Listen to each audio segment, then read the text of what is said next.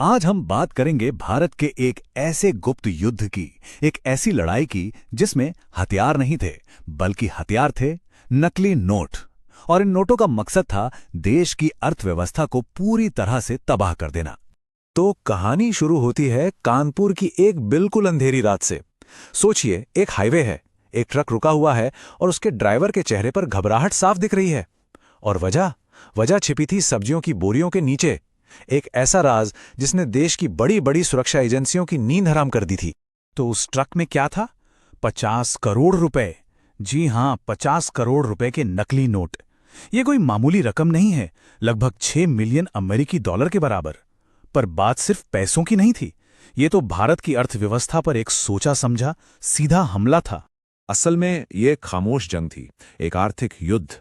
और इसका मकसद था भारत के अंदर ही अंदर अस्थिरता पैदा करना, एक बहुत बड़ी सोची समझी साजिश। देखिए, यहां दुश्मन का मकसद कोई बम फोड़ना या गोली चलाना नहीं था। नहीं, उनका हमला कहीं ज्यादा खतरनाक और अदृश्य था। वो चाहते थे कि बाजार में इतने ज्यादा नकली नोट भर दिए जाएं कि असली और नकली का फर्क ही मिट जाए। नतीजा, महंगाई बेकाबू हो जाए, लोगों का अपनी ही करेंसी से भरोसा उठ जाए और देश की अर्थव्यवस्था पूरी तरह से घुटनों पर आ जाए। और सबसे ज्यादा चौंकाने वाली बात क्या थी पता है? इन नकली नोटों की क्वालिटी। ये कोई गली मोहल्ले में छपे हुए नोट नहीं थे। ये इतने परफेक्ट थे कि इंटेलिजेंस रिपोर्ट्स ने तो यहां तक कहा कि इन्हें पाकिस्तान की सरकारी प्रिंटिंग प्रेस में छापा जा रहा था। सोचिए, इतने असली कि बैंक में काम करने वाले एक्सपर्ट्स तक धोखा खा जाते थे। तो इन नोटों को देश में फैला कौन रहा था? एक ऐसा नेटवर्क जो किसी भूत की तरह था, जिसे अदृश्य रहने के लिए ही डिजाइन किया गया था। चलिए देखते हैं कि यह नेटवर्क आखिर काम कैसे करता था। ये नकली नोट भारत में घुसने के लिए 3 मेन रास्तों का इस्तेमाल करते थे: बांग्लादेश बॉर्डर, नेपाल बॉर्डर और समुद्री रास्ते। और चालाकी देखिए, हर रास्ते को एक बिल्कुल अलग टीम, एक अलग सेल ऑपरेट करता था। प्लान सिंपल था, अगर एक टीम पकड़ी भी जाए तो बाकी नेटवर्क पर कोई आंच ना आए। और यही थी उनकी सबसे बड़ी ताकत, जिसे कहते हैं सेल बेस्ड स्ट्रक्चर। इसका मतलब यह था कि नेटवर्क में हर आदमी सिर्फ अपने बॉस को और अपने नीचे काम करने वाले को जानता था, बस। तो अगर कोई छोटा मोटा कुरियर पकड़ा भी गया तो वो चाह कर भी पुलिस को नेटवर्क के सरगना तक नहीं पहुंचा सकता था, बिल्कुल नामुमकिन। तो अब सवाल ये उठता है कि ऐसे दुश्मन से लड़ा कैसे जाए जो दिखाई ही नहीं देता? एक ऐसा भूतिया नेटवर्क जिसे तोड़ना लगभग नामुमकिन था। लेकिन कहते हैं ना, हर अपराधी कोई ना कोई सुराग छोड़ ही जाता है। और इस कहानी में पहला सुराग एक ऐसी जगह से मिला जिसके बारे में किसी ने सोचा भी नहीं था। यही सवाल, यही चुनौती भारत की नेशनल इन्वेस्टिगेशन एजेंसी यानी NIA के सामने थी। एक भूत को आखिर पकड़ा कैसे जाए? जवाब था उसकी परछाई का पीछा करके। और साल 2015 में इस भूत की पहली परछाई नजर आई। और उसकी वजह बना एक छोटे से शहर का एक दुकानदार, जिसकी पारखी नजर ने वो देख लिया जो बड़े बड़े एक्सपर्ट्स नहीं देख पाए।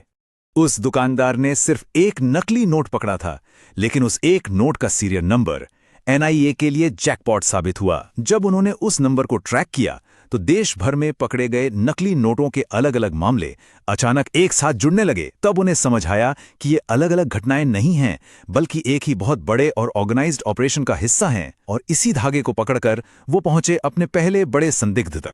तो NIA धीरे धीरे इस नेटवर्क पर अपना शिकंजा कस रही थी, लेकिन तभी देश में कुछ ऐसा हुआ जिसने इस पूरे खेल को, इस पूरी बाजी को एक ही झटके में पलट कर रख दिया। तारीख थी 8 नवंबर 2016। रात के 8 बजे प्रधानमंत्री ने ऐलान किया कि आज रात 12 बजे से 500 और 1000 रुपए के नोट बंद। अब जरा सोचिए, उस नकली नोटों के नेटवर्क के लिए यह खबर क्या रही होगी। यह किसी परमाणु बम के धमाके से कम नहीं था। एक ही झटके में उनकी सालों की मेहनत, उनके करोड़ों रुपए, सब के सब रद्दी कागज के टुकड़े बन गए। इस ऐलान के बाद पूरे नेटवर्क में भगदड़ मच गई, चारों तरफ खलबली। अब वो लोग घबराहट में गलतियां करने लगे। कोई नोटों की बोरियां नदियों में फेंक रहा था, तो कोई डर के मारे अपने साथियों को फोन कर रहा था। और उनकी यही घबराहट NIA के लिए सोने की खान साबित हुई। उन्हें बैठे बिठाए वो सारे सबूत और सुराग मिल गए जिनकी उन्हें तलाश थी। अब NIA के पास नेटवर्क का पूरा नक्शा था और इस नई जानकारी के दम पर उन्होंने अपने आखिरी और सबसे बड़े हमले की तैयारी शुरू की। इस मिशन को कोड नेम दिया गया ऑपरेशन क्लीन स्वीप। प्लान बिल्कुल साफ था। एक ही रात, एक ही झटके में भारत में फैले इस पूरे नेटवर्क की कमर तोड़ देना। और फिर वो रात आई, दिसंबर 2016। एनआईए की टीमों ने दिल्ली, कोलकाता, लखनऊ जैसे बड़े शहरों समेत देश भर में 14 ठिकानों पर एक साथ एक ही समय पर रेड की। जब अगली सुबह सूरज निकला तो इस नेटवर्क के छोटे मोटे प्यादों से लेकर बड़े बड़े खिलाड़ी, कुल 30 लोग एनआईए की हिरासत में थे। लेकिन सबसे बड़ी कामयाबी थी इस नेटवर्क के हिंदुस्तानी सरगना अब्दुल रहमान की गिरफ्तारी। वो पकड़ा गया जब वो एक डायरी को जलाने की कोशिश कर रहा था। बाद में जब उस डायरी को डिकोड किया गया तो वो इस पूरे ऑपरेशन का एक एक राज का कच्चा चिट्ठा निकली। तो ऑपरेशन क्लीन स्वीप एक बहुत बड़ी कामयाबी थी। एनआईए ने पूरे नेटवर्क को ध्वस्त कर दिया था, लेकिन ये जंग अभी खत्म नहीं हुई थी। 2019 में अब्दुल रहमान को आतंकवाद का दोषी पाया गया और उम्र कैद की सजा हुई। अदालत ने भी माना कि यह सिर्फ नोट छापने का मामला नहीं था, यह देश के खिलाफ एक जंग छेड़ने जैसा था। पर जैसा कि कहा जाता है, एक सरगना के पकड़े जाने से यह खेल खत्म नहीं होता।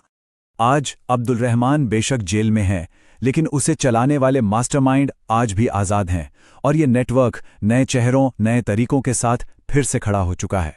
यहां तक कि अब बाजार में नए 2000 के नोटों के भी नकली वर्जन आ चुके हैं। तो ये एक ऐसी लड़ाई है, दिमाग की एक ऐसी जंग है जहां एक जीत के बाद अगली और भी मुश्किल लड़ाई की तैयारी करनी पड़ती है। और ये शायद एक ऐसी जंग है जो कभी खत्म नहीं होगी।